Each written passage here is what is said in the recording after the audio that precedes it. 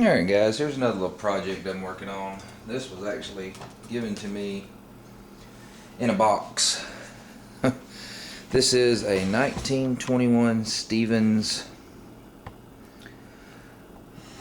12 gauge pump. As you can see here, if I can get it to come into focus. Model 1921. They didn't make these very much. In fact, I think they probably only had about, and then I have to look it up, I'm thinking they only made about 20,000 of these shotguns. It is a takedown model. You basically flip this little lever up, rotate the forearm like so, and then you can slide the tube out. And once the tube's out, you'd have to remove the slide right here, the arm. And once you take it out, you can. It's hard to do. And this rusty old crusty old gun. And once you get it out, get the arm out, you can take the barrel like so, and it's a takedown model. Sorry, dropped the trigger guard for something else I'm working on. So basically you have, you know, a teardown model. If you look, the barrel actually has, it's kind of like your a breech lock. If anybody that reloads knows that a lead breech lock, you have threads and then a blank spot and then threads.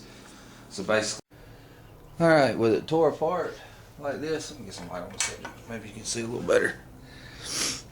You have one screw here that holds your trigger group in. You just remove that one. I'm going to have to replace this one because it's all boogered up. Hold down on the trigger group because it is spring loaded. Pop that screw out. Then you can just take your trigger group and rock it out. It's got a little bar in there that'll catch. Then you can take your trigger group out, stick it to the side. Then you have this little spring safety thing right here. We'll let you know, I found this out the hard way, that you always think that this thing's broke, but it don't work until the stock's on. And this little bar is in place like so. It's got a hole,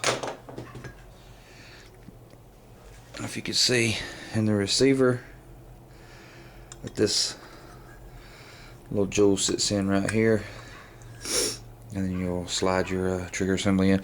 But once you've got all that out, you can reach in here and push your bolt stop up,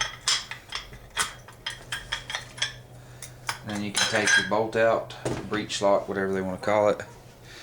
This one is kind of nasty and needs to be cleaned up a little bit.